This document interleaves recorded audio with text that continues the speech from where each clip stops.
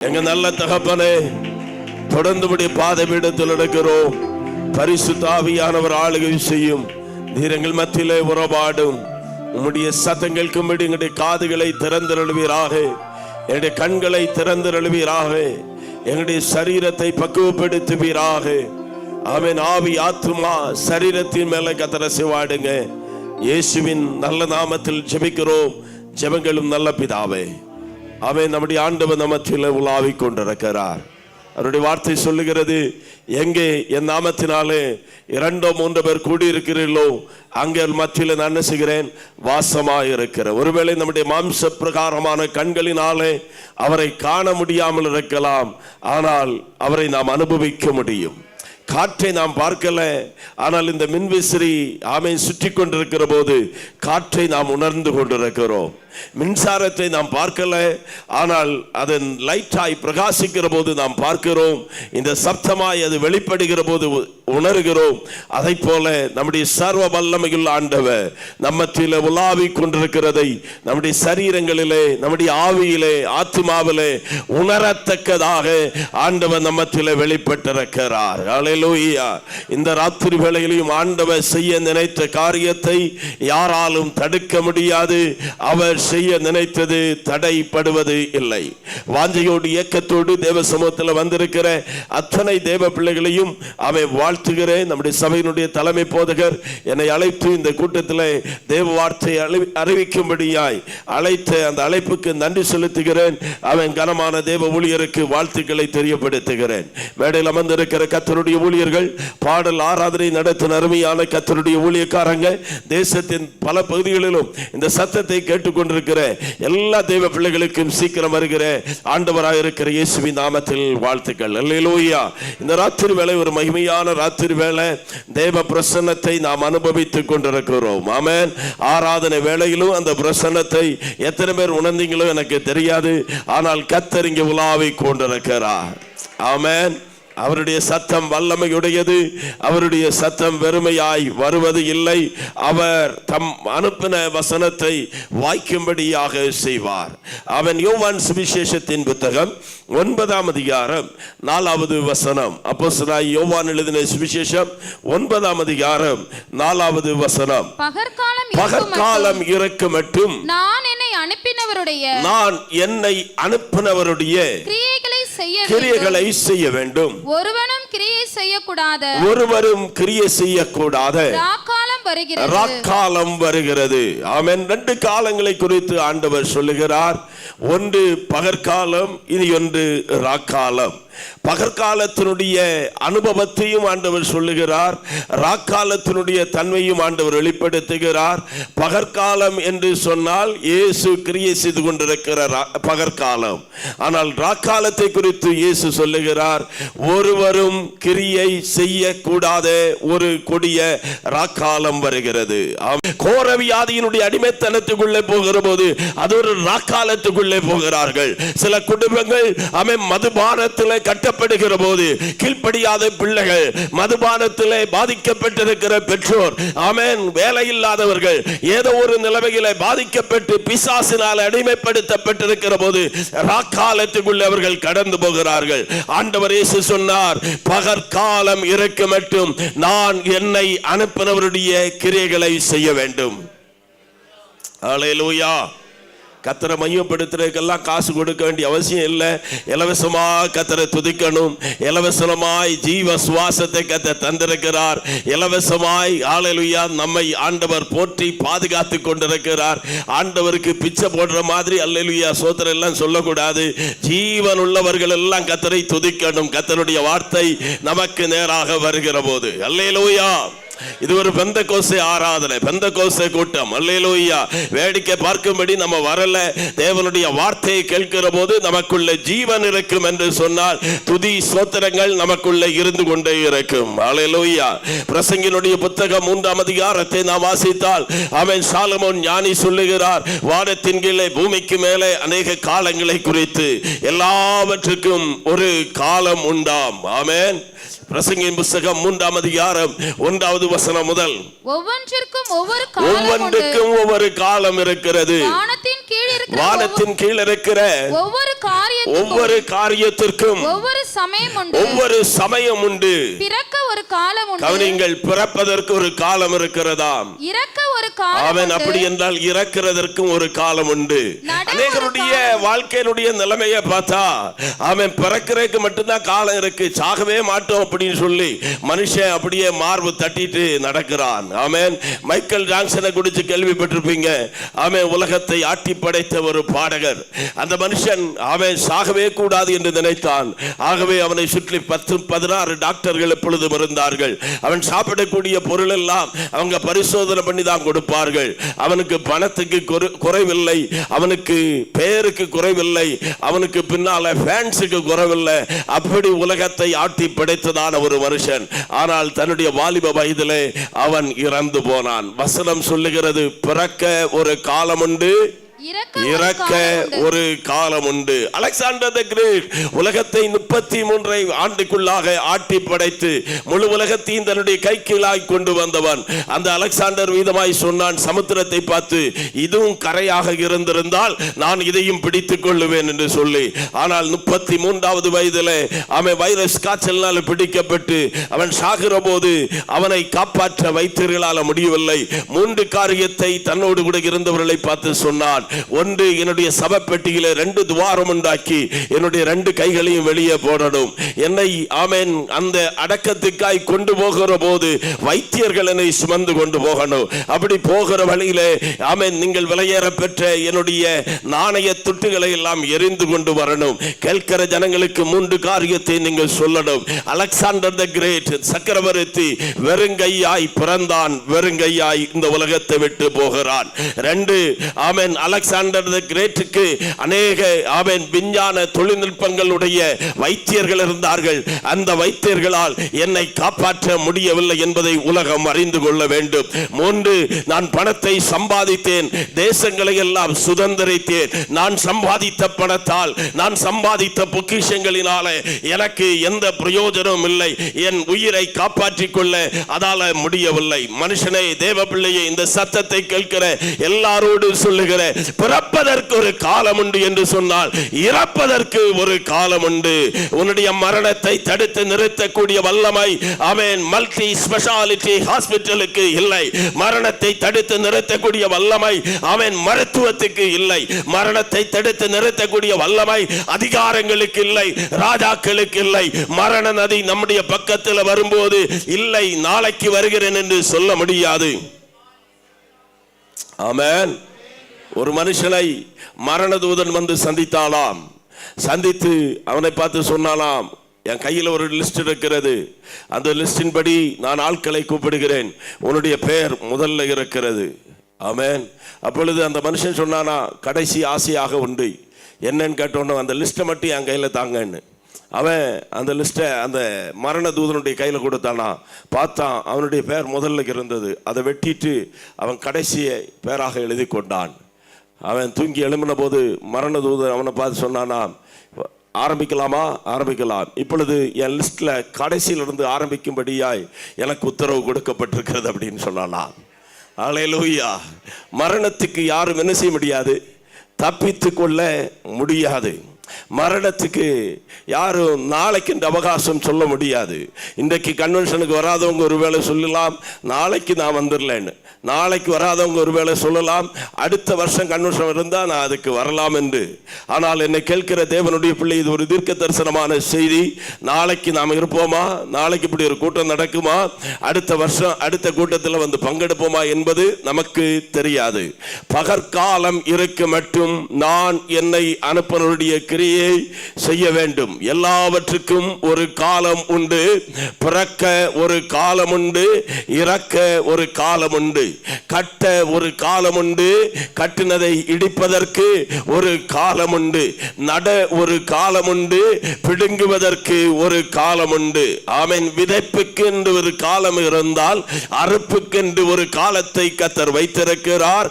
ஆகவே நம்மை குறித்த தேவனுடைய காலத்தை நாம் அறிந்து புரிந்து கொள்ளும்படியாய் தேவனுடைய ஆவியானவர் நம்மோடு கூட பேசிக் கொண்டிருக்கிறார். பிரசங்கி 3:11 சொல்லுகிறது, தேவன் சகலத்தையும் அதன் காலத்திலே நேர்த்தியாய் செய்திருக்கிறார். பக்கத்தில் இருக்கிற ஒரு ஆளுக்கு கை கொடு சொல்லுங்க, தேவன் சகலத்தையும் அதன் காலத்திலே நேர்த்தியாய் செய்திருக்கிறார். ஹல்லேலூயா. ஆண்டவர் எல்லாத்தையும் பியூட்டிஃபுல்லா செஞ்சிருக்கிறார். படைச்ச ஆண்டவர் ஒவ்வொன்னையும் படைச்சிட்டு எல்லாம் நல்லது நல்லது நல்லது என்று கண்டார்.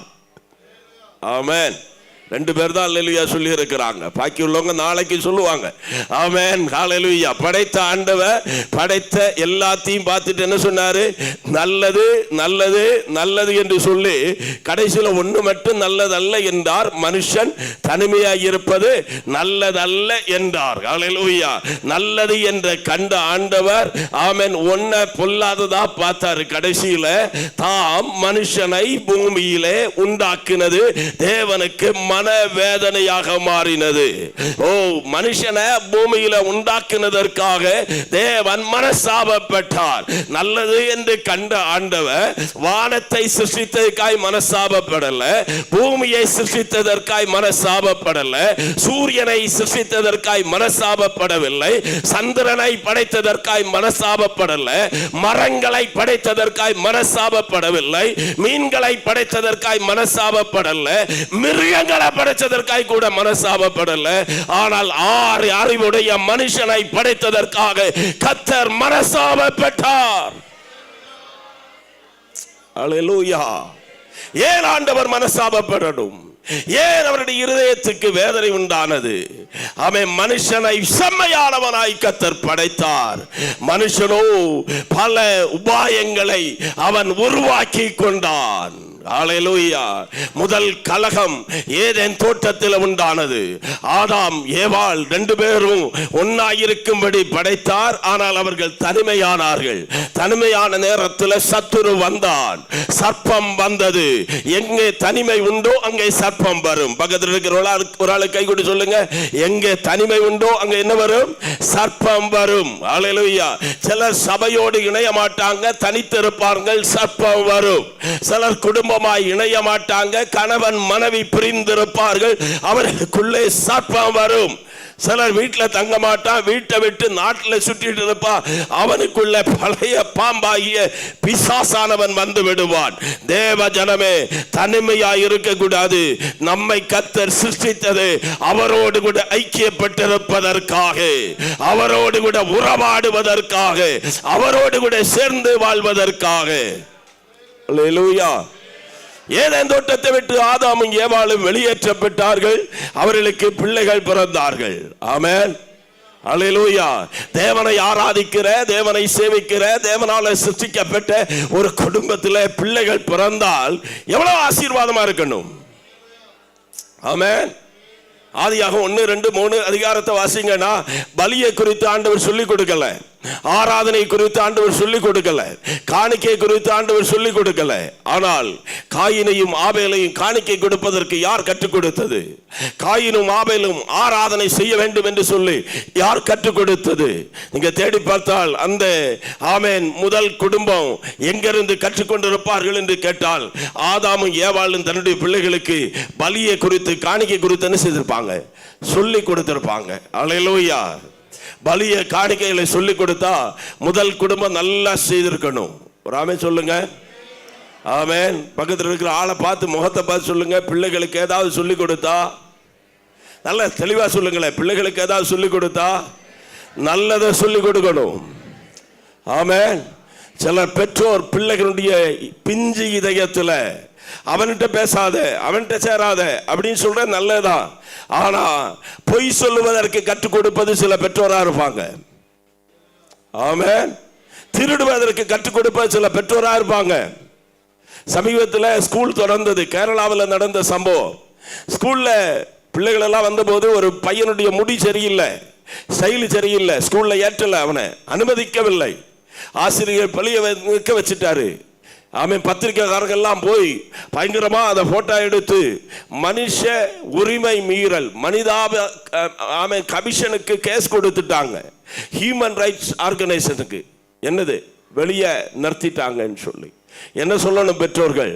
ஆமென். என் பிள்ளை ஒழுங்கா வளரணும், என் பிள்ளை ஒழுங்க படிக்கணும், என் பிள்ளை கீழ்ப்படிதலை படிக்கணும், என் பிள்ளை தேவ பயத்தை படிக்கணும். ஆதாமும் ஏவாளும் சரியானதை சொல்லி கொடுத்திருந்தால் காயின் கொலைகாரனாய் மாறி இருக்க மாட்டான். சொல்ல புரியலையா? ஆமென். ஹல்லேலூயா. முதல் குடும்பம் கொலைகார குடும்பமா மாறிடுச்சு. அதே நேரத்தில் யாக்கோபுக்கும் ஏசாவுக்கும் பிரச்சனை, இதே பிரச்சனை தான். அங்க ஆராதனையில பிரச்சனை, இங்க ஆசீர்வாதத்துல பிரச்சனை. ஆனால் அந்த தகப்பனும் தாய் என்ன செய்தாங்க? ஒரே நாள்ல நாங்க 2 பிள்ளைகளை இழக்கணும், ஓடிடுறா, தப்பிச்சு கொள்ளுகிறா. ஆமென். ஹல்லேலூயா. அனுப்பி காப்பாத்திட்டாங்க. அன்பான தேவனுடைய பிள்ளையே, குடும்பங்கள்ல கர்த்தர் விரும்புகிறதை செய்ய கர்த்தர் கிருபை தருவாராக. ஆமென். அப்படியே வந்தீங்கன்னா அடுத்து ஆமென் ஜலப்பிரளயம். ஜலப்பிரளயத்துக்கு பிறகு அவன் வானத்தை அளவுகிற கோபுரத்தை கட்டும்படி மனுஷன் நினைக்கிறான். மனுஷனுடைய இருதயத்தினுடைய எண்ணங்கள் எல்லாம் நித்தமும் பொல்லாதது என்று தேவன் கண்டார். இன்னைக்கு ஆண்டவர் என்ன சொல்றார் தெரியுமா? என்னுடைய ஆத்மா என்னைக்கு மனுஷனோடு கூட என்ன செய்ததில்லை, போராடி கொண்டிருப்பதில்லை. நம்ம ஒருவேளை நினைக்கிறோம் அநியாயங்கள் நடக்கிறது, அக்கிரமங்கள் நடக்கிறது, ஆமென், இவ்வளவு துணிகரமான காரியங்களை செய்றாங்களே, தேவன் ஒருவர் உண்டா என்று சொல்லி. அப்படி என்றால் தேவன் அமைதியாக இருக்க காரணம், ஆண்டவரே கொஞ்சம் ஆமென் இந்த மனுஷனுடைய நிலைமையை பார்த்து என்னைக்கும் என் ஆத்மா மனுஷனோடு கூட என்ன செய்வதில்லை, போராடுவது இல்லை என்று சொல்லி ஒரு முடிவுக்கு வந்து விட்டார். ஆனால் ஆண்டவர் வாய்ப்பை கொடுத்து கொண்டே இருக்கிறார். வாசியுங்கள் பிரசங்கினுடைய புஸ்தகம் 12ஆம் அதிகாரம் 1ஆம் வசனத்தையும் 11ஆம் அதிகாரம் 9வது வசனத்தையும். பிரசங்கினுடைய புஸ்தகம் 12:1. நீ உன் வாலிப பிரயாணத்திலே 12:9 முதலாக வாசிக்கலாம். வாலிபனே, வாலிபனே, உன் இளமையிலே, உன்னுடைய இளமையிலே சந்தோஷப்படு, சந்தோஷப்படு. உன் வாலிப நாட்களிலே, உன் வாலிப நாட்களிலே உன் இருதயம் உன்னை பூரிப்பாக்கட்டும், உன்னுடைய இருதயம் உன்னை பூரிப்பாக்கட்டும், உன் நெஞ்சின் வழிகளிலும், உன்னுடைய நெஞ்சின் வழிகளிலும், உன் கண்ணின் காட்சிகளிலும் நட, உன் கண்ணின் காட்சிகளிலும் நட. ஆனாலும் இவை எல்லாவற்றின் நிமித்தமும், இவை எல்லாவற்றின் நிமித்தமும் தேவன் உன்னை நியாயத்திலே கொண்டு வந்து நிறுத்துவார் என்று அறி. ஆமென். ஹல்லேலூயா. ஸ்கிரீன்லயும் போட்டா கொஞ்சம் நல்லது வசனத்தை. ஆமென். வாலிபனே, உன்னுடைய வாலிப பிராயத்திலே உன்னுடைய சிருஷ்டிகரை நினைக்கணும். வசனம் சொல்லுகிறது, பகற்காலம் இருக்க மட்டும் நான் என்னை அனுப்பினவருடைய கிரியைகளை செய்ய வேண்டும். ஒருவரும் கிரியை செய்யக்கூடாத ஒரு கொடிய ராக்காலம் என்ன செய்கிறது, வருகிறது. உன்னுடைய வாலிப பிராயத்தில் குடிக்கணுமா குடி, வெறிக்கணுமா வெறி, அவன் கொலை செய்யணுமா செய்யலாம், அவன் விபச்சாரம் செய்யணுமா செய்யலாம், தாய் தகப்பன் அடிக்கணுமா அடிக்கலாம், எல்லாத்தையும் செய். ஆனால் ஒரு நாள் நீ கணக்கு கொடுக்கும்படி கிறிஸ்துவனுடைய நியாயஸ்தானத்துக்கு முன்பதாக நிற்க வேண்டி வரும் என்பதை நீ மறக்க கூடாது. இந்த உலகத்தினுடைய நீதிமன்றம் ஒருவேளை லஞ்சம் வாங்குதோ இல்லையோ, நிரபராதியை குற்றவாளியாய் தீர்க்க முடியும், குற்றவாளியை நிரபராதியாகவும் மாற்ற முடியும். ஆனால் பரலோகத்தின் நியாயாதிபதி உண்மையாய் தீர்ப்பு செய்கிறவர், அவருடைய கண் பூமி எங்கும் உலாவிக் கொண்டிருக்கிறது. அவருடைய கண்களுக்கு மறைவாக ஒன்றும் இருப்பது இல்லை. அல்லேலூயா. ஆமென். ஆகவேதான் பிரசங்கி ஞானிகளுடைய ஞானியான சாலமோன் சொல்றாரு, உன்னுடைய இளமையில சந்தோஷப்படுப்பா, உன் இளமையில எப்படி வேண்டாலும் நட. இன்னைக்கு பாருங்கள், உலகத்தில் இன்று வரைக்கும் நான் கேள்விப்பட்டதாத பல சம்பவங்களை பார்க்கிற ஒரு தலைமுறையின் நடுவில் நாம் வாழ்ந்து கொண்டிருக்கிறோம். ஆமென். ஹல்லேலூயா. கேரளாவில் ஆமென், இங்க பக்கத்தில் தான் பாலராமபுரத்தில் ஒரு மகன் 6 பேரை சுத்தில அடிச்சு கொண்டான். 5 பேர் செத்தாங்க, ஒரு ஆள் தப்பிச்சாரு. பெத்த பிள்ளை அவனு இன்னைக்கு சூசைட் பண்ணி உயிருக்கு போராடி கொண்டிருக்கிறான். என்ன இது? அல்லேலூயா. பெத்த பிள்ளையை தாய் ஆற்றிலே தூக்கி எறிகிறாள். ஆமென். பெத்த குழந்தையை ஆமென் புருஷன் ஆமென் தகப்பன் கொல்லுகிறான், தாய் கொல்லுகிறான். பிள்ளைகளை தாய் தகப்பன் கொல்லுகிறார்கள். அவன் தாய் தகப்பனை பிள்ளை கொல்லுகிறது. என்னென்னமோ செய்திகளை ஒவ்வொரு நாளும் நாம் கேட்கிறோம். மிருகங்களை விட கீழ்த்தரமான செயல்களை இன்றைக்கு உலகத்தில் கண்டு கொண்டிருக்கிறோம். ஆமென். என்ன காலம்? அல்லேலூயா. வாலிபரே, உன்னுடைய வாலிபத்தில் எப்படி வேணாலும் நட, ஆனா ஒரு நாள் நியாயத்தில் கொண்டு வந்து நிறுத்துவார். 12ஆம் அதிகாரம் 1ஆம் வசனத்தில் ஆண்டவர் சொல்லுகிறார், உன்னுடைய வாலிப பிராயத்தில் உன்னுடைய சிருஷ்டிகரை நினைக்கணும்ப்பா. ஏன்னா வயசாகும். சொல்லுங்க, வயசாகும். ஆமென். நேற்றுக்கு நான் ஒரு செய்தியை பார்த்தேன். ஆமென். 50 வருஷம் உலகத்தில் வாழ்ந்த ஒரு ஆளுக்கு இனி சுமார் 7000 நாள் மட்டும்தான் உலகத்தில் மீதி இருக்கா. அல்லேலூயா. ஆமென். மோசே சொல்லி ஜெபிக்கிறார், ஆண்டவரே, நாங்கள் ஞான இருதயம் உள்ளவர்களாகும்படிக்கு எங்களுடைய நாட்களை எண்ணும் அறிவை எங்களுக்கு தாரும். எம்ஏ, பிஏ, பிஹெச்டி எல்லாம் எடுக்கிறோம், எம்பில் எடுக்கிறோம், டாக்டரேட் வாங்குறோம், என்னென்னமோ படிப்பு இருக்கிறது, என்னத்தை குறித்து ஞானம் இருக்கிறது. ஆனால் மோசே ஜெபிக்கிறார், எங்களுடைய நாட்களை எண்ணுகிற அறிவை எங்களுக்கு தாரும். ஏன்னா வாலிபம் சீக்கிரமாய் கடந்து போகும். வாலிபம் மாயை, இளவயது மாயை. அல்லேலூயா. நல்ல ஆரோக்கியம் சீக்கிரமா போயிரும். அடுத்த வசனங்களை வாசிச்சா, எந்திர அரைக்கருடைய சத்தம் ஓய்கிறதற்கு முன்னே, கண் மங்கி போவதற்கு முன்னே, காதுகள் செவிடாய் போவதற்கு முன்பே, நடக்க முடியாம கூன் விழுகிறதற்கு முன்பே, உனக்கு கொடுக்கப்பட்ட இந்த பகற்காலத்தில் உன்னுடைய சிருஷ்டிகரை நிராய். ஆமென்.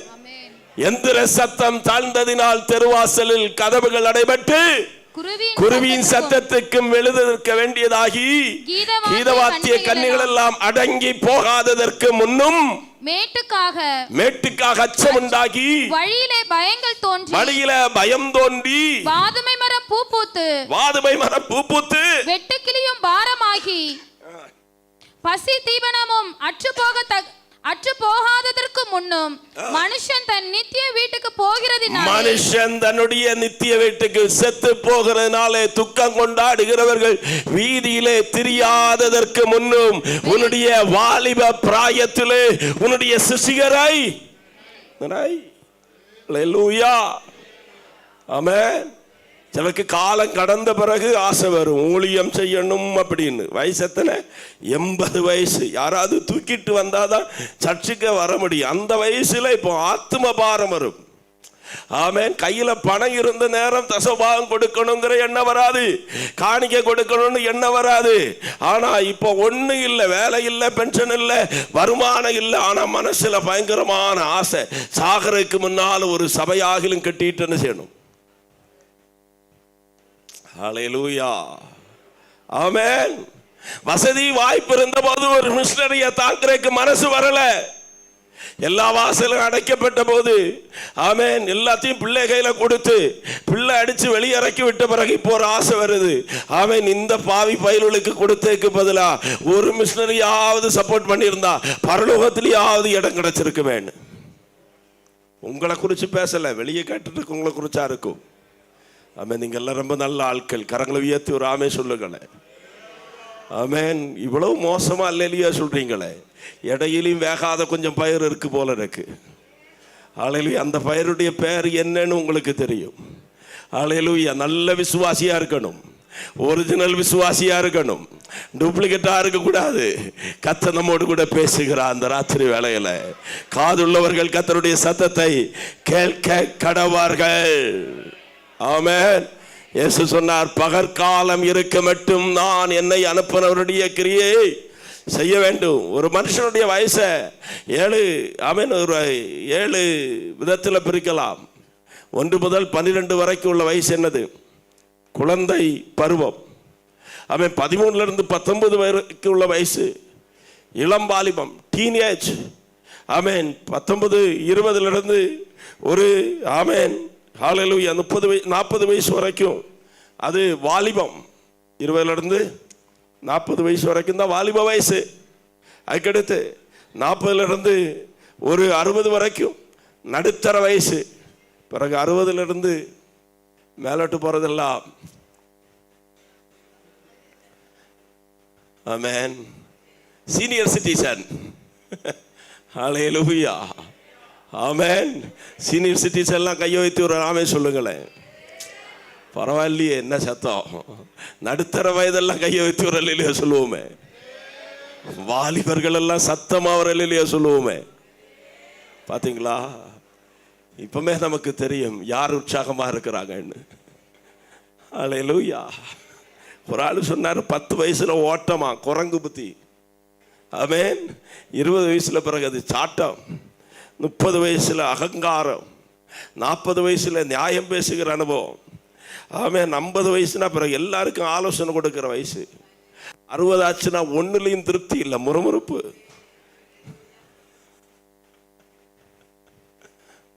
ஹல்லேலூயா, ஹல்லேலூயா. சாப்பாட்டுல திருப்தி இல்லை, உடையில திருப்தி இல்லை, வாழ்க்கையிலேயே திருப்தி இல்லை. ஆமென். சோத்திரம். ஒருத்தர் சொன்னார், இந்த முறுமுறுப்பு அப்படிங்கிற வார்த்தை தான் உலகத்திலேயே அவன் முதல் வார்த்தையா வெளிப்பட்ட வார்த்தைன்னு. அது தமிழ் மொழியில, இங்கிருந்து தான் எல்லா மொழிக்கும் வந்திருக்கான். அதனால இங்கிலீஷ்ல மர்மர், மலையாளத்துல பிறுபிறுப்பு. அப்ப தமிழ்ல இருந்து தான் முறுமுறுப்பே தொடங்கியிருக்கான். தமிழ் மொழி அவ்வளவு கொடுத்து வச்ச மொழி. ஹல்லேலூயா. 60ல பிறுபிறுப்பு. ஹல்லேலூயா. 70ல பிறகு தேவையில்லாத காரணத்துல எல்லாம் மூக்க நுழைக்கிறது. ஆனா இப்படிப்பட்ட அனுபவத்தை எல்லாம் ஞானி சொல்லுவது, ஆண்டவர் விரும்புவது பகற்காலம். சொல்லுங்க, பகற்காலம். பகற்காலத்தில் நான் என்னை அனுப்பினவருடைய கிரியை செய்ய வேண்டும். ஒருவரும் கிரியை செய்யக்கூடாது. ஒரு காலம் வருகிறது. அப்போஸ்தலனாகிய பவுல் உத்தம குமாரனாகிய தீமோத்தேயுக்கு சொல்லும்போது சொல்லுகிறார். 2 தீமோத்தேயு 3ஆம் அதிகாரம் 1 முதல் உள்ள வசனங்கள். 2 தீமோத்தேயு 3ஆம் அதிகாரம் 1 முதல் உள்ள வசனங்கள். கடைசி காலங்களில், கடைசி நாட்களில் கொடிய காலங்கள் வரும் என்று அறிவாயாக.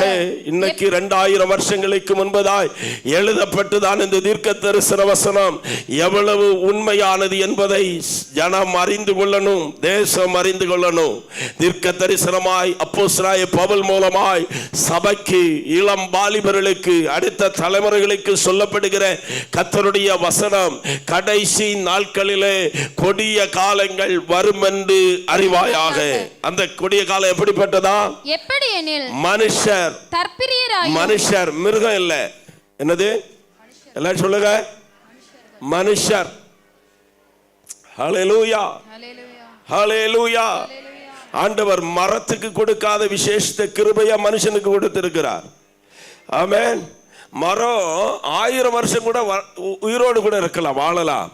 ஆனா அந்த மரம் எங்க நடப்பட்டிருக்கிறதோ அதே இடத்துல தான் நிக்குது. அங்க இங்கேயும் அசைய ஆட முடியாம எந்த ஊருக்கும் அது என்ன செய்ய முடியாது, போக முடியாது. ஆனா மனுஷனுக்கு அவன் இங்க இருந்து அமெரிக்கா வரைக்கும் போயிட்டு வரலாம், எங்க வேணாலும் போகக்கூடிய அளவுக்கு சஞ்சரிக்கக்கூடிய சுதந்திரத்தை ஆண்டவர் கொடுத்திருக்கிறார். ஆமென். ஹல்லேலூயா. மரத்துக்கு பேசக்கூடிய வாய்ப்பு ஆண்டவர் கொடுக்கல, ஆனா மனுஷனுக்கு பேசக்கூடிய வாய்ப்பை கர்த்தர் கொடுத்திருக்கிறார். ஆமென். மிருகங்களுக்கு சிரிக்கக்கூடிய கிருபை ஆண்டவர் கொடுக்கல, மனுஷனுக்கு சிரிக்கக்கூடிய கெப்பாசிட்டி ஆண்டவர் தந்திருக்கிறார். ஹல்லேலூயா. மிருகத்துக்கோ மனுஷனுக்கோ மற்றவங்களுக்கு உதவி செய்யக்கூடிய குணத்தை ஆண்டவர் கொடுக்கல, ஆனால் மனுஷனுக்கு அந்த குணத்தை ஆண்டவர் என்ன செய்திருக்கிறார், தந்து வச்சிருக்கிறார். அல்லேலூயா. மனுஷனுக்கோ மிருகத்துக்கோ ஆலயத்துக்கு போகக்கூடிய வாய்ப்பை ஆண்டவர் கொடுக்கல, ஆனால் நமக்கு ஆலயத்துக்கு வரக்கூடிய வாய்ப்பை ஆண்டவர் தந்திருக்கிறார். அல்லேலூயா. இனி மரத்துக்கோ மிருகத்துக்கோ பரலோகத்துக்கு போகக்கூடிய வாய்ப்பை ஆண்டவர் கொடுக்கல, ஆனால் மனுஷனுக்கு பரலோகத்துக்கு போகக்கூடிய வாய்ப்பை ஆண்டவர் தந்திருக்கிறார். ஓ, மரத்தையோ மிருகத்தையோ ரட்சிக்க வாழும்படியாய் ஆண்டவராய் இருக்கிற இயேசு கிறிஸ்து இந்த உலகத்துக்கு வரல, பாவிகளை ரட்சிக்கும்படியாய் கிறிஸ்து இயேசு உலகத்திலே வந்தார். ஓ, நம்மை நேசித்ததினால நமக்காகவே அவர் இந்த உலகத்தில் வந்து அடிக்கப்பட்டார், நமக்காகவே அவர் நொறுக்கப்பட்டார், நம்மை தேடி அவர் வந்தார். ஆகவே தான் வசனம் சொல்லுகிறது, வருத்தப்பட்டு பாரம் சுமக்கிறவர்களே நீங்கள் எல்லாரும் என்னிடத்தில் வாருங்கள், நான் உங்களுக்கு என்ன தருவேன்? இளைப்பாறுதலை தருவேன். என்னை கேட்கிற அன்பான சகோதரனே சகோதரியே, உன்னை ஒரு மரமாக ஆண்டவர் படைக்கவில்லை, உன்னை ஒரு மிருகமாய் ஆண்டவர் படைக்கவில்லை, உன்னை அறிவுள்ள மனுஷனாக படைத்திருக்கிறார். நீ ஆண்டவருக்கு தேவை, ஆண்டவருக்கு சொந்தம். நீ எந்த இடத்தில் இருந்து இந்த சத்தத்தை கேட்டுக் கொண்டிருந்தாலும் இயேசு உன்னை நேசிக்கிறார். உனக்காக தன்னுடைய கடைசி சொட்டு இரத்தத்தையும் அவர் சிந்தி இருக்கிறார். ஒரே ஒரு வாழ்க்கை, இந்த வாழ்க்கையில நீ ஆண்டவருக்காய் வாழும்படியாய் கர்த்தர் உன்னை அன்போடு கூட அழைக்கிறார். ஹல்லேலூயா. கடைசி நாட்களிலே கொடிய காலங்கள் வரும் என்று அறிவாயாக. ஏனென்றால் மனுஷன் தற்பிரியர், பணப்பிரியர். கொஞ்சம் நிறுத்தி, மனுஷன் என்னது? தற்பிரியர். ஒரு காலகட்டத்தில் பாருங்க, நம்ம எல்லாம் வளர்ந்த நாட்கள்ல பிள்ளைகள் வெளியில போய் விளையாடுவாங்க, எப்படிதானா? பிள்ளைங்களை வீட்டில் பார்க்க முடியாது. அதனால பெற்றோருக்கு இருந்த பிரச்சனை என்னன்னா, இவன் எங்க போறா எங்க வரா, வீட்டை விட்டு வெளியே போக மாட்டான், வெளியிலேயே இருக்கிறான் அப்படின்னு சொல்லி அவனை தேடி போய் அவன் அங்க விளையாடுகிற இடத்துல இருந்து அவங்கள கூட்டிட்டு உள்ள வந்தாங்க. இன்னைக்குள்ள பெற்றோர்,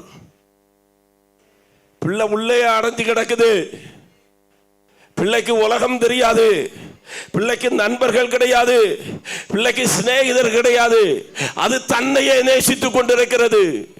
ஒரு போன் கையில் கிடைச்சிட்டா போதும், அதுக்குள்ள அது மாறிடுது. சமீபத்தில் ஒரு பிள்ளை ஜெபம் பண்ண கொண்டு வந்தாங்க, ஒரு 6 வயசு இருக்கும். ஆமென். அது ஒரே ஒரு வார்த்தை மட்டும்தான் பேசுது. ஏன் தெரியுமா? பிறந்த பிள்ளைகளுடைய கையில போனை கொடுத்துட்டாங்க. அப்பாவுக்கு வேலை, அம்மாவுக்கு வேலை, 2 பேரும் வேலைக்கு போயிருவாங்க. பிள்ளைக்கு கையில போன் மட்டும்தான். இந்த போனை பார்த்து பார்த்து அதனுடைய புத்தி அப்படியே கெட்டு போய்விட்டது. மனுஷன் இன்னைக்கு என்னதான் மாறிட்டான்? தற்பிரியனா மாறிட்டான். ஹல்லேலூயா. ஆமென். நாயை தூக்கி கொஞ்சிட்டு இருக்கிறவங்க இன்னைக்கு பிள்ளைய வளர்க்கறது இல்ல. ஆமென். சரி, அடுத்தது பணப்பிரியராயும். பணப்பிரியர், பண ஆசை எல்லா தீமைக்கும் வேறாக இருக்கிறது. ஆராதனை பிந்தி தொடங்கணும், முந்தி முடிக்கணும். ஹல்லேலூயா. ஏன்னா எங்க கோட்டா. ஆமென். சோத்ரம். ஹல்லேலூயா. பணம் பிஸி, ரொம்ப பிஸி. ஆண்டவரை விட இன்னைக்கு மனிதர்கள் பிஸி. ஆண்டவரே சொன்னார், 6 நாள் வேலை செய்ப்பா, 7ஆம் நாள் கர்த்தருடைய நாள். அதுல நீ ஒரு வேலையும் செய்யக்கூடாது, செய்யக்கூடாது. கர்த்தருக்கு செலுத்த வேண்டிய கனத்தை கொடுக்கணும். இன்னைக்கு மனுஷன் பணப்பிரியனாய் மாறிவிட்டார். ஏன் ஆலயத்துக்கு வரணும்னு கேட்டு பாருங்க. ரட்சிக்கப்படணும், பரலோகத்துக்கு போகணுமா? அதெல்லாம் அந்த காலம். நல்லா இருக்கணும், ஆமென், வாழணும், சம்பாதிக்கணும். ஆமென். கிறிஸ்துவுக்குள்ள வந்தா வாழ வைப்பார், இல்லைன்னு சொல்லல.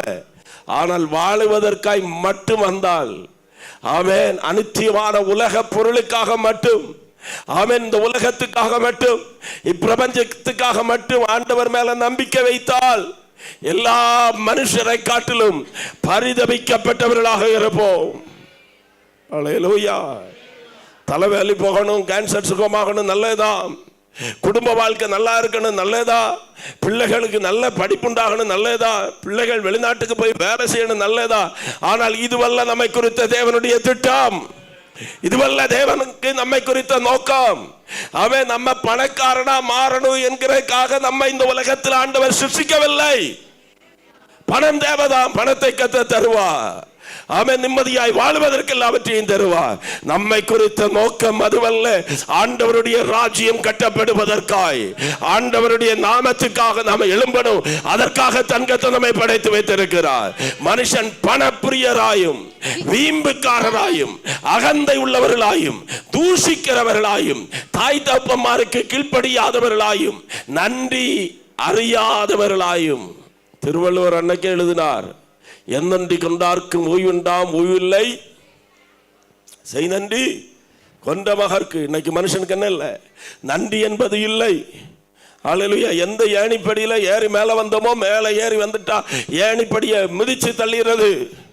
ஆமென். நம்மை வாழ வைத்த தேவனை மறந்து போவது இல்லை. இல்லை தேவ பிள்ளையே, கடந்து வந்த பாதைகளை திரும்பி பார்த்து என்னை இதுவரைக்கும் கொண்டு வந்ததற்கு நான் எம்மாத்திரம் ஆண்டவரே, என் குடும்பம் எம்மாத்திரம் ஆண்டவரே. ஆமென். ஆடுகளுக்கு பின்னாய் ஓடிக்கொண்டிருந்த இலக்காய் ஆமென் நீர் தேடி வந்து தெரிந்தெடுத்து என்னை இந்த நிலைமைக்கு கொண்டு வந்து வைத்தீரே, நான் நன்றி உள்ளவனாக இருப்பேன் என்று சொல்லி கர்த்தருக்கு நன்றி உள்ளவர்களாக இருந்தா அதுதான் மேன்மையான காரியம். அல்லேலூயா. ஆண்டவரை துதித்துக் கொண்டே இருப்போம், ஆண்டவரை சோத்தரித்துக் கொண்டே இருப்போம். நம்முடைய கண்கள் கண்ணீரால் நிரம்பிக் கொண்டே இருக்கும். எந்த தகுதியும் இல்லாத எனக்கு இந்த தகுதியை தந்தீரே. யோவான் சுவிசேஷம் 15:16 சொல்லப்பட்டபடி நீங்கள் என்னை தெரிந்து கொள்ளவில்லை, நான் உங்களை தெரிந்து கொண்டேன். ஹல்லேலூயா. பெயர் சொல்லி அழைத்து அவருடைய உள்ள கரங்களில் நம்மை வைத்திருக்கிறார். ஆமென். இன்றைக்கு நம்ம நிற்பது அவருடைய கிருபை, நாம் நிர்மூலமாகாமல் இருப்பது அவருடைய சுத்த கிருபை. ஹல்லேலூயா. நன்றி உள்ள இருதயத்தை எனக்கு தாங்க ஆண்டவரே, நன்றி உள்ளவனாய் வாழ என்னை ஆமென் கிருபை செய்யுங்க ஆண்டவரே என்று கர்த்தரிடத்தில் கேட்கணும். அல்லேலூயா.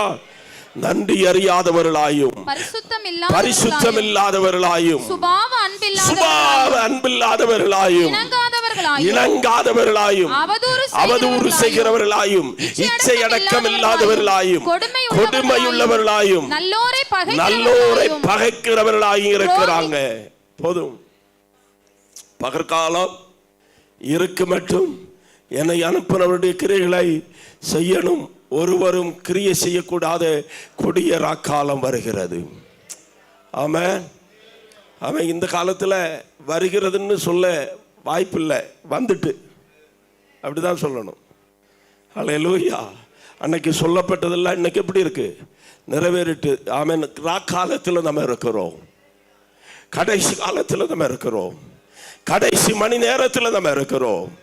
இனி இப்படிப்பட்ட பிரசங்கங்கள் இருக்குமான்னு தெரியாது. உங்களுக்கு தெரியுமா, உலகம் கிறிஸ்துவை சந்திக்க ஆயத்தமாகிவிட்டதோ இல்லையோ, அந்தி கிறிஸ்துவை சந்திக்க உலகம் ஆயத்தமாகிவிட்டது.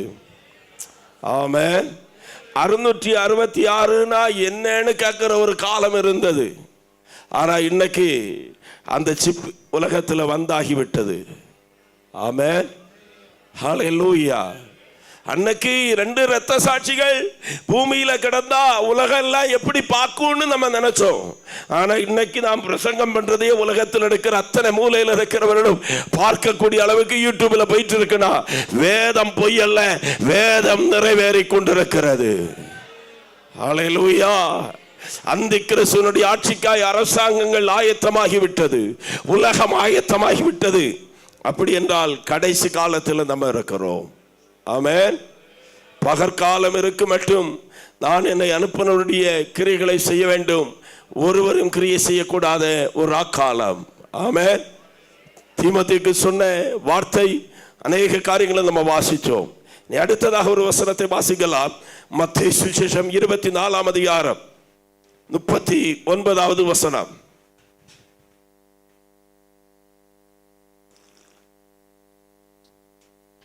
ஜலப்பிரளயம் வந்து அனைவரையும் வாரிக்கொண்டு போகும் மட்டும், ஜலப்பிரளயம் வந்து அனைவரையும் வாரிக்கொண்டு போகும் மட்டும் உணராதிருந்தார்கள். அப்படியே மனுஷகுமாரன்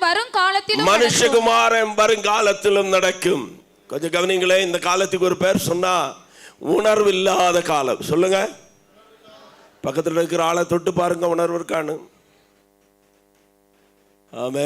தொட்டா உணர்வு இருக்கும், இல்லைன்னு சொல்ல முடியாது. ஆனா எவ்வளவுதான் வசனம் பேசினாலும் இன்னைக்கு அநேகருக்கு என்ன இல்லை, உணர்வு இல்லை. சிலர் சொல்லுவாங்க எரும மாட்டுக்கு மேல. ஹல்லேலூயா. என்ன இல்லை, உணர்வு இல்லை, உணர்வற்ற காலம். தாவீது சவுலுடைய சால்வையை வெட்டி கொண்டான், அவனுடைய இருதயம் அடித்து கொண்டதாம். என்னத அவன் மனது அடித்து கொண்டிருந்தது. எப்படி மனசு அடிச்சுட்டே இருந்தான். என்னதை வெட்டினேக்கு, ஒரு துணியை வெட்டினேக்கு. அதான் உணர்வு. அது உணர்வுள்ள காலம். இப்போ பட்சபால குளிச்சுட்டு இருந்தவளை வீட்டுக்கு கொண்டு வந்து அவ கூட பாவம் செய்து அவளுடைய புருஷனை வீட்டுக்கு வளைச்சு அவன் யுத்தத்துக்கு போகாதனால அவன் கையிலே லெட்டரை கொடுத்து அவனை யுத்தத்தில் முன்னணியில நிறுத்தி அவனை கொலை செய்து அவன் செத்த பிறகும் ஒரு அடிப்பும் ஏதாவது மனசில் ஆச்சா உங்களுக்கு? அன்னைக்கு ஒரு துணியை வெட்டின போது, சவுனுடைய தொங்கலை வெட்டின போது இருதயம் அடித்தது, உணர்வு இருந்தது. ஆனா இன்னைக்கு கொடுமையின் கொடுமையான பாவங்களை செஞ்ச பிறகும் ஒரு உணர்வும் இல்லை. மனசாட்சி செத்து போன காலம். ஹல்லேலூயா, ஹல்லேலூயா, ஹல்லேலூயா.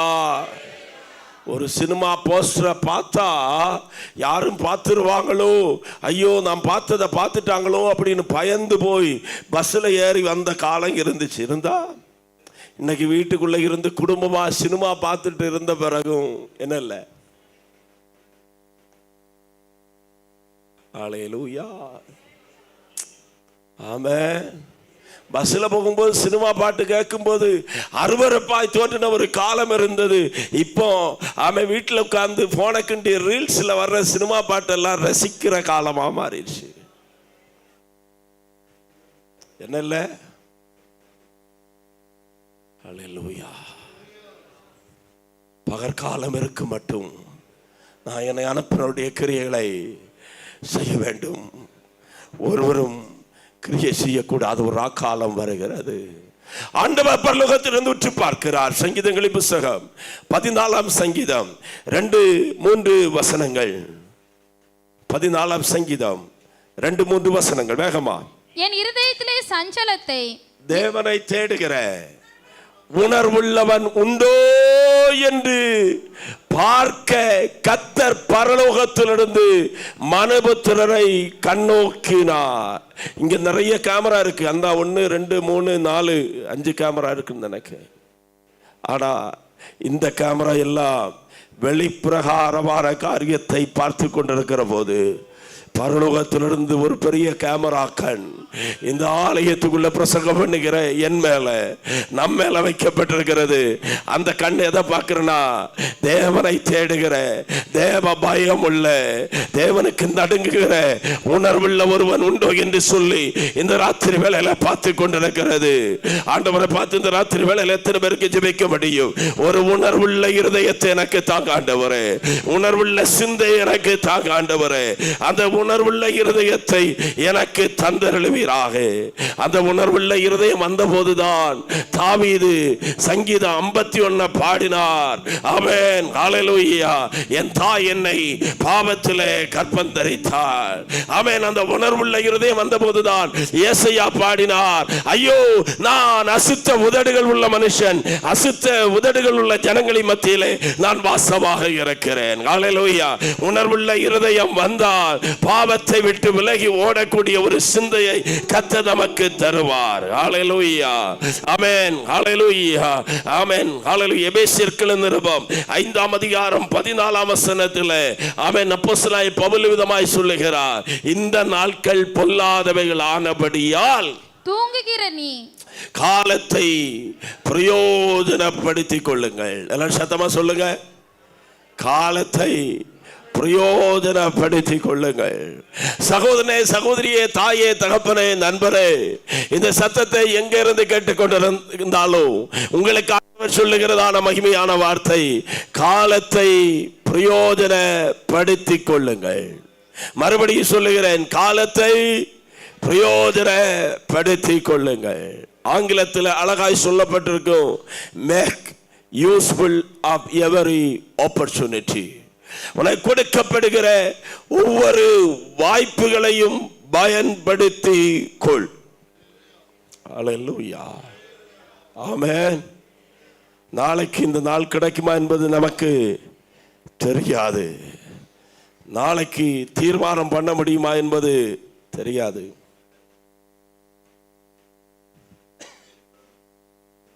ரெண்டு மனுஷர்கள் வாழ்ந்தாங்க. ஒருவனை குறித்து வேதம் சொல்லுகிறது ஐஸ்வர்யவான், ஒருவனை குறித்து வேதம் சொல்லுகிறது தரித்திரன்.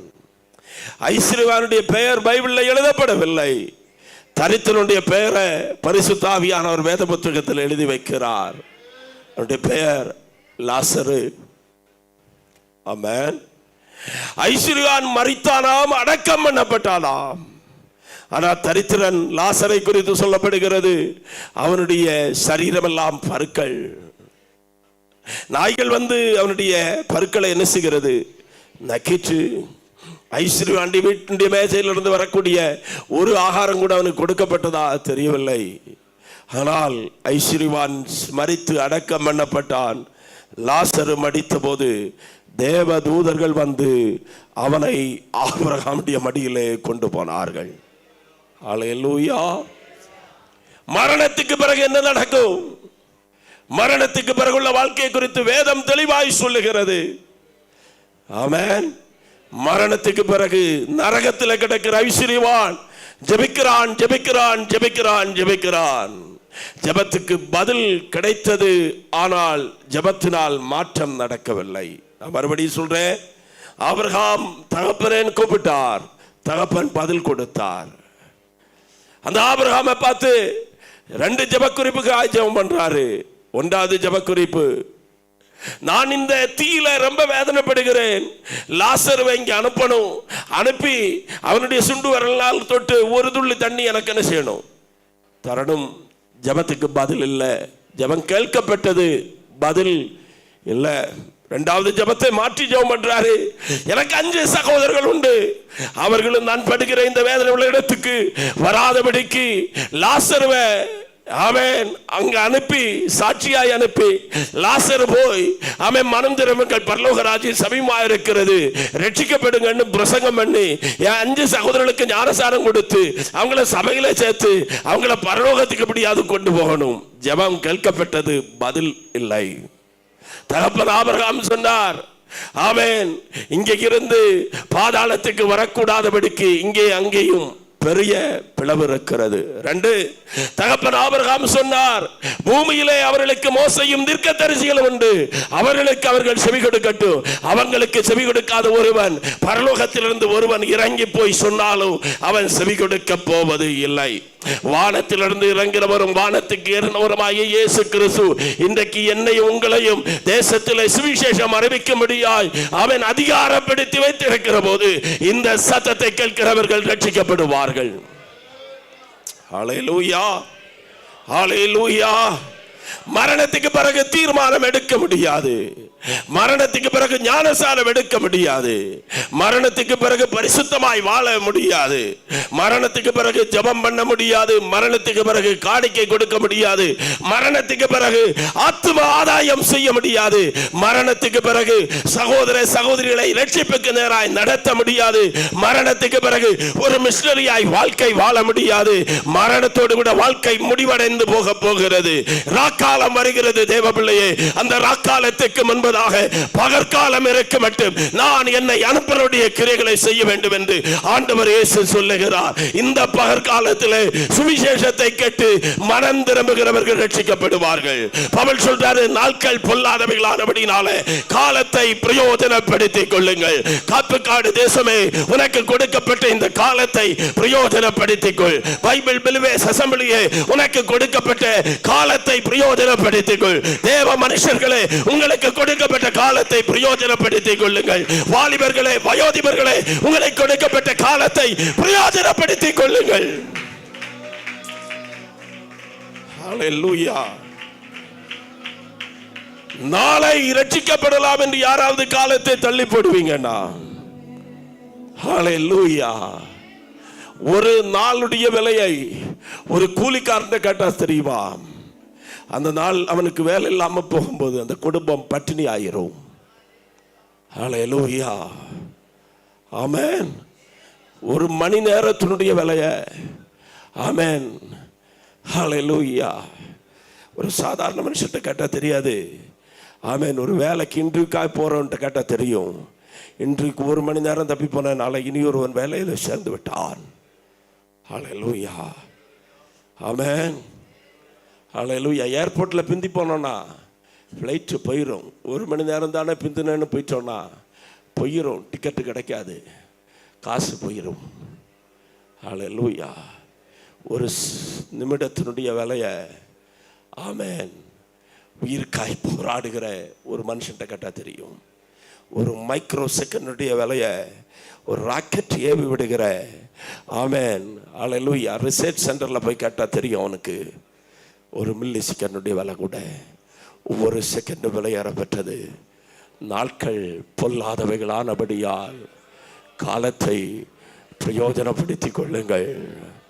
சகைவு ஒரு மனுஷன் இயேசு வருகிறார் என்று கேள்விப்பட்ட போது காலத்தை பிரயோஜனப்படுத்திக் கொண்டான். அவன் ஒரு ஆயக்காரன், அவன் அநியாயமாய் சம்பாதித்தவன். ஆனால் இயேசு எப்படிப்பட்டவரோ என்று பார்க்க ஆசையாக இருந்தான்.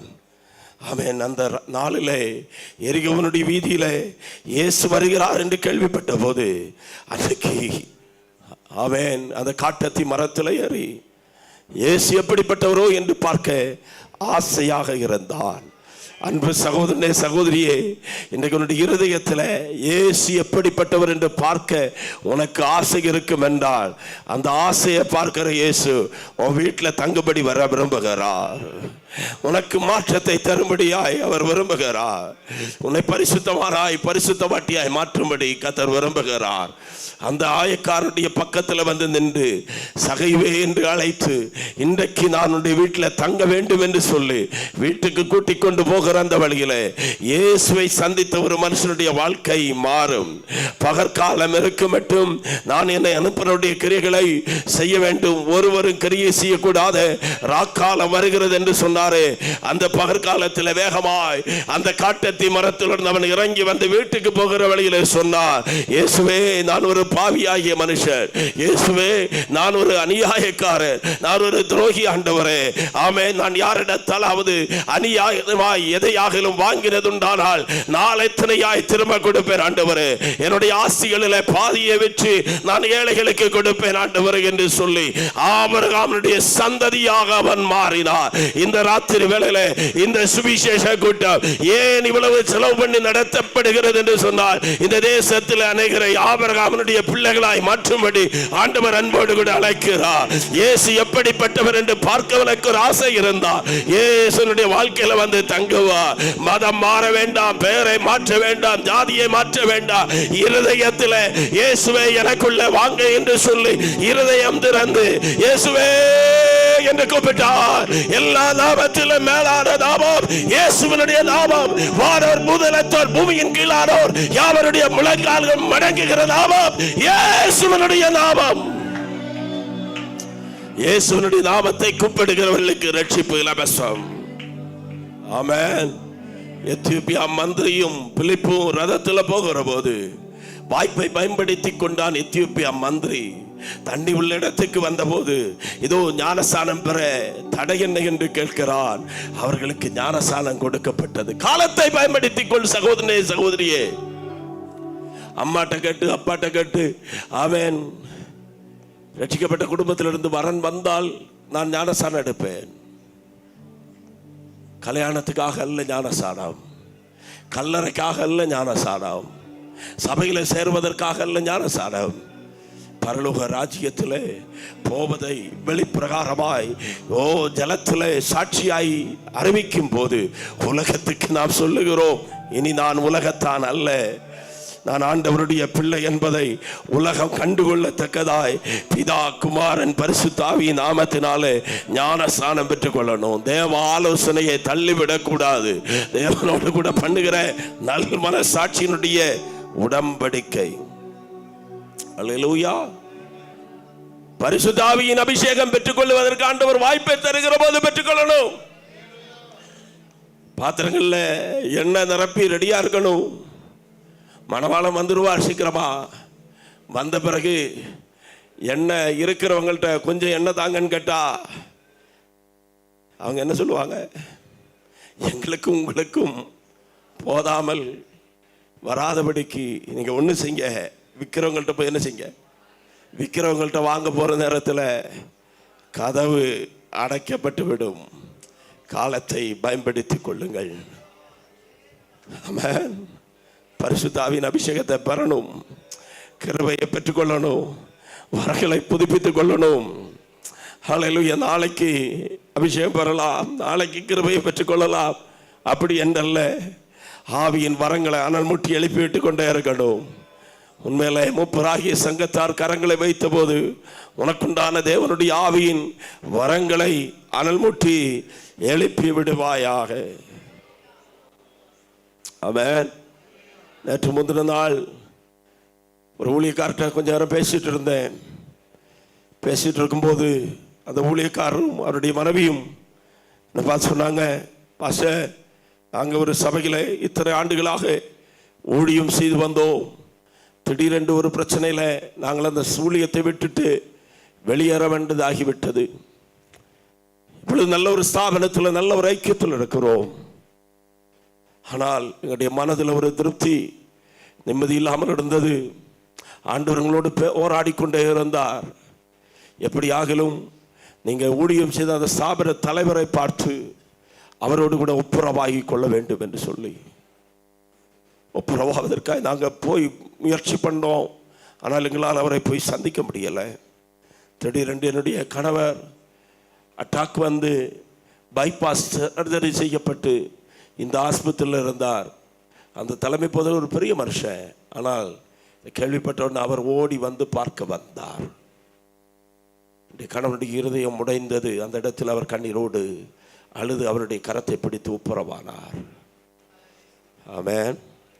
சில நாட்கள் கழிந்தது, கொரோனா வந்தது. அந்த கொரோனா காலகட்டத்தில் உலக பிரசித்தி பெற்ற அந்த ஊழியக்காரன் இந்த உலகத்தை விட்டு மாற்றப்பட்டு விட்டார். இப்பொழுது அந்த ஆமென் ஊழியக்காரங்க 2 பேரும் சொன்னாங்க, என்னை பார்த்துட்டு, அன்னைக்கு மட்டும் நாங்கள் ஒப்புரவாகாமல் இருந்திருந்தால் எங்களுடைய வாழ்நாளெல்லாம் நாங்கள் குற்ற மனசாட்சியோடு கூட வாழ்ந்து கொண்டிருந்திருப்போம். அன்பான தேவ பிள்ளையே, நாட்கள் பொல்லாதவைகளானபடியால் காலத்தை பிரயோஜனப்படுத்திக் கொள்ளுங்கள். காலையிலே சொன்ன மறுபடியும் இந்த ராத்திரியில் சொல்லுகிறேன், மன்னியாத இருதயங்கள் அது விக்கிரக ஆராதனை விட கொடியது.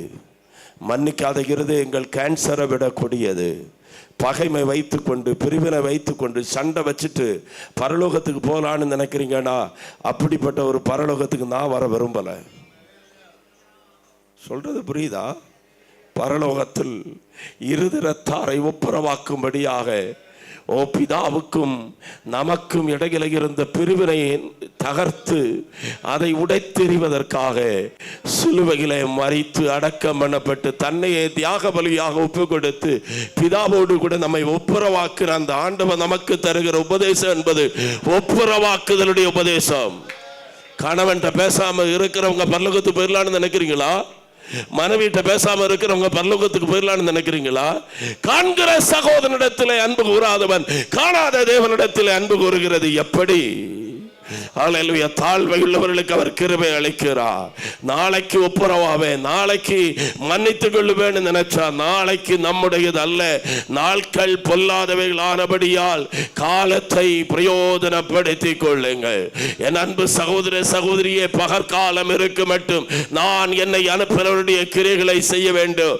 ஒருவரும் கிரியை செய்யக்கூடாத ராக்காலம் வருகிறது. அந்த ராக்காலம் துஷ்ட மிருகங்கள் தேசத்தில் வருகிற ராக்காலம். தேசத்தின் செய்திகளை நீங்க கேட்கிறீங்களா? அவன் துஷ்ட மிருகங்கள் தேசத்துக்குள்ள வரும். அது ஒரு ராக்காலம். இந்த ராக்காலங்களிலே ஆமென் ஹல்லேலூயா சத்தியம் கேட்கக்கூடாத ஒரு ராக்காலம் வரும். வசனம் கிடைக்காத ஒரு ராக்காலம் வரும். உபதேசம் கிடைக்காத ஒரு ராக்காலம் வரும். ஆமென் தேவ பயம் இல்லாத ஒரு ராக்காலம் வரும். ஆமென் மனுஷர்கள் கொலை பாதகங்களால் நிரம்புகிற ஒரு ராக்காலம் வரும். அக்கிரமங்களால் நிரப்பப்பட்ட ஒரு ராக்காலம் வரும். சமாதானம் இல்லாத ஒரு ராக்காலம் வரும். தேசத்தில் மனிதர்கள் எப்படி சாகலாம் என்று தேடிக்கொண்டிருக்கிற ஒரு ராக்காலம் வரும். ஆனால் இந்த பகற்காலம் இது ராக்காலம் அல்ல, இது ஒரு பகற்காலம். நானே வழியும் சத்தியமும் ஜீவனுமாக இருக்கிறேன் என்று சொன்னவர் நமக்காக 2 கரத்தை நீட்டி அழைக்கிற ஒரு பகற்காலம். பாவங்கள் மன்னிக்கப்படுகிற ஒரு பகற்காலம், பரிசுத்தமாக்கப்படுகிற ஒரு பகற்காலம். இது கிருபையினுடைய காலம். இந்த கிருபையினுடைய வாசல் அடைக்கப்படுவது இருக்கும் என்பதாக ஆண்டவர் சமூகத்துக்கு ஓடி வருவோம் என்று சொன்னார். தேவ பாதபீடத்தை பிடித்துக் கொள்வோம் என்றார். குமாரன் கோபம் கொள்ளாமலும் நீங்கள் வழியிலே அழியாமலும் இருக்கும்படிக்கு அவரை முத்தம் செய்வீர்கள் என்று சொன்னார். இரக்கத்தை பெற்றுக் கொள்ளுவோம். எல்லா கரங்களையும் உயர்த்தி, இயேசுவே, இந்த பகற்காலத்தில் உம்மை தேட எனக்கு கிருபை தாங்க ஆண்டவரே. இந்த பகற்காலத்தில் என் பாவத்திலிருந்து எனக்கு விடுதலை தாங்க ஆண்டவரே. இந்த பகற்காலத்தில் எனக்கு அந்த மன்னிப்பை தாங்க ஆண்டவரே. இந்த பகற்காலத்தில் எனக்கு ரட்சிப்பை தாங்க ஆண்டவரே.